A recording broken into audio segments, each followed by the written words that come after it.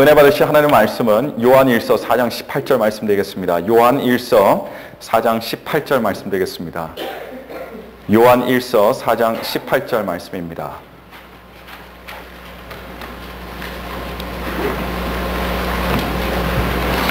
요한일서 4장 18절 말씀입니다.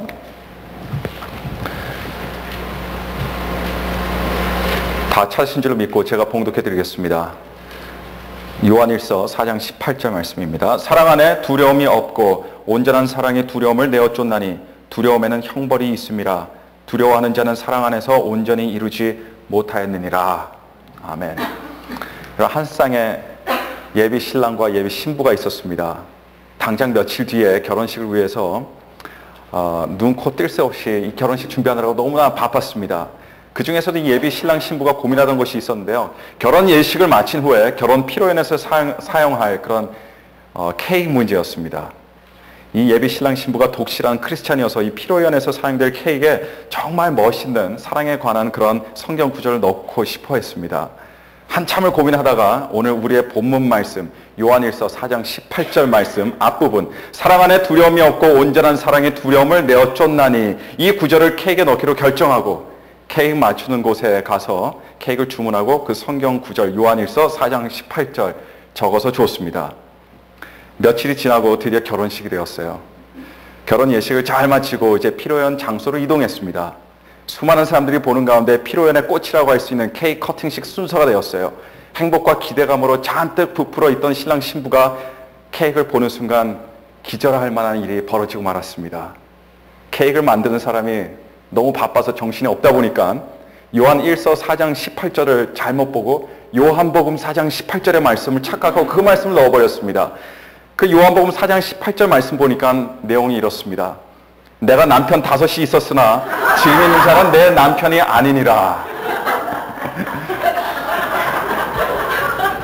여러분 이런 일이 정말 있었는지는 저는 잘 모르겠습니다. 어디서 들은 얘기인데요.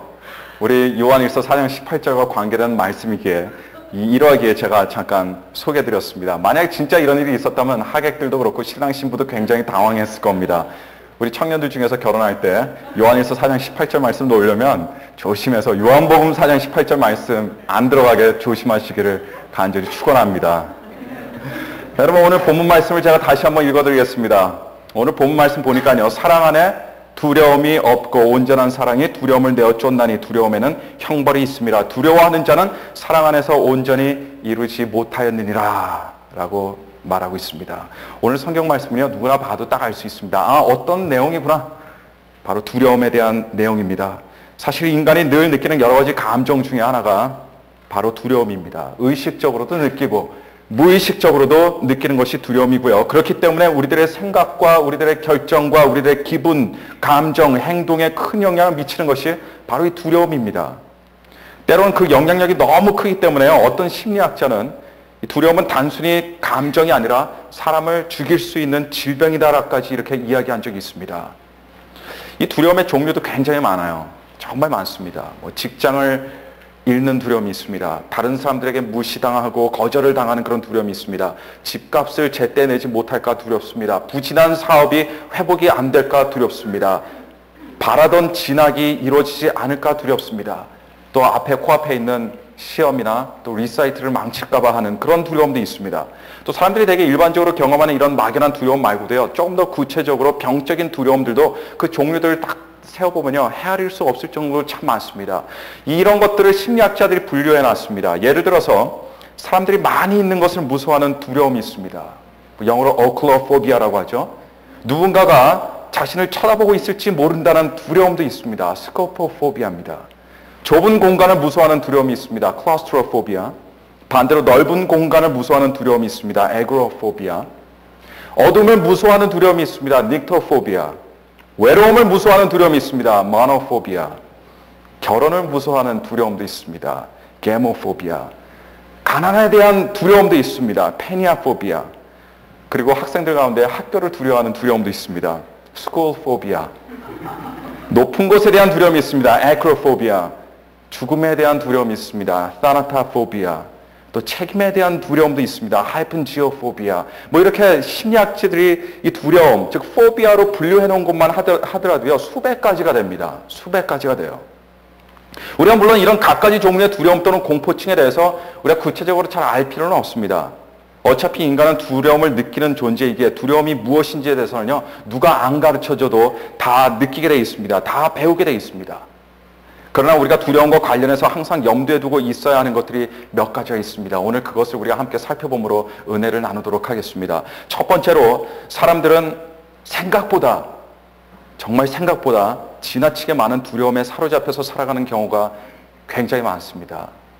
지금 내가 잘 살고 있고 지금 내가 건강하게 살고 있다 하더라도 그런 사람들조차도 하루하루 자신의 목과 가슴을 죄우는 듯한 두려움을 안고 살아가는 경우가 많다고 하는 사실입니다. 예전에 있던 제가 교회에서 한 청년과 함께 성경 공부를 하면서 이야기를 나눈 적이 있었습니다. 마침 두려움에 관한 성경 구절이 나왔기 때문에 제가 그 청년에게 이렇게 물어봤어요. 삶에 혹 두려움이 있니? 그랬더니 곰곰이 생각하더니 이렇게 대답합니다. 목사님, 저 두려움이 없는 것 같아요. 없습니다. 여러분, 없다는 말은 무슨 말입니까? 정말 없는 걸까요? 정말 없는 것이 아닙니다. 단지 자기 안에 내재 있는 두려움의 실체를 모른다는 이야기입니다. 이 본래 두려움은 여러 겹의 껍질들로 겹쳐져 있고 있기 때문에 그 껍질을 다 벗겨야지만 두려움의 실체가 드러나게 되어 있습니다. 그래서 그 청년에게 저는 제가 느끼는 두려움들에 대해서 하나하나씩 이렇게 이야기를 했습니다. 제 이야기를 듣고 났더니 이 눈이 커지면서 자기는 몰랐는데 제가 해주는 말들을 들으면서 자기 삶을 가만히 들여보니까 자기도 그런 두려움이 많다는 걸 깨달았대요. 자기의 삶의 방식서부터 지금 기울이는 피 터지는 노력들 안에 사실 여러 가지 두려움들이 존재하고 그 두려움들이 자신의 행동들의 동기가 된다는 것을 알겠다고 이야기하면서 놀라워했던 적이 있습니다. 여러분, 사람이라면 누구나가 두려움이 있습니다. 누구나 다 있어요. 두려움이 없다고 생각하는 사람들은 자신을 지배하는 두려움의 실체를 단지 보지 못하고 있을 뿐입니다. 굶어 죽을 일이 절대로 없는데도 불구하고 끊임없이 물질에 대한 불안감에 붙잡혀 살아갑니다. 그런 불안감 속에서 여유와 쉼을 갖지를 못합니다. 몸이 별탈 없이 건강해도 늘상 암에 대한 공포에 휩싸여 있습니다.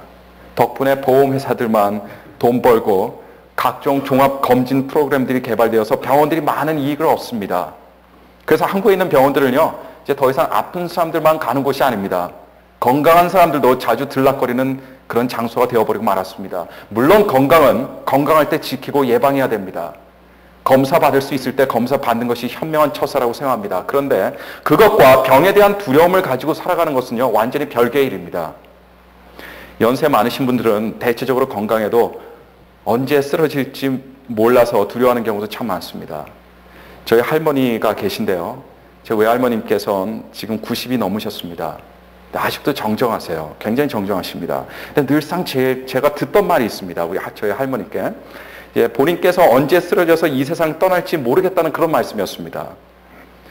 근데 제가 그런 말을 들은 지 언제부터 들었냐면요. 제가 군대 갈 때부터 그 이야기를 들었습니다. 군대 갈 때 저를 부르면서 제가 군대에 있을 동안에 할머니께서 쓰러져서 돌아가실지도 모르기 때문에 이게 마지막이 될 수도 있다라고 이렇게 말씀하셨습니다. 따지고 보니까 벌써 20년이 지났습니다. 지금도 전화통화하면서요. 할머니 하면요. 할머니께서 말씀하시다가 똑같이 그렇게 말씀하세요. 내가 언제 쓰러져서 죽을지 모르는데 이게 너 마지막 목소리가 될 수 있겠다. 이렇게 말씀하시는 겁니다. 20년이라는 긴 시간이 있었는데도 불구하고 20년 동안 제 할머니의 생각을 지나치게 차지하던 것이 언제 쓰러져서 이 세상 떠날지 모르겠다는 그런 생각이었습니다. 이런 죽음에 대한 슬픈 감정을 사실 가질 필요가 없었는데 벌써 미리 20년 전부터 제 할머니께서는 느끼시면서 괴로워하고 슬퍼하셨던 겁니다. 이 두려움은 가장 원초적인 단계에서는요, 우리를 지켜주는 그런 경고 체계 역할을 하고 있습니다. 밤늦게 위험한 길거리를 걸을 때 두려움은 위험 가능성으로부터 몸을 보호하라고 우리들에게 스스로 경고합니다. 위험이 잠재된 상황에서 두려움을 느끼는 것은요, 굉장히 건강하다는 신호예요. 이런 두려움이 없으면 아마도 우리는 다들 오래 살지 못할 겁니다. 그러나 위험이 없는 곳에서도, 위험의 실체가 드러나지 않는 곳에서도 사람은 두려움을 가질 수 있습니다. 또는 두려움을 가져야 할 필요성이 전혀 없는 곳에서도 두려움을 느끼게 되는 경우들이 많습니다. 이런 두려움은요, 우리를 무기력하게 만듭니다. 그리고 우리의 마음을 혼란스럽게 만들고 우리의 정신을 병들게 합니다. 이런 두려움은 우리에게 불행을 막아주는 것이 아니라 우리의 삶을 가로막습니다.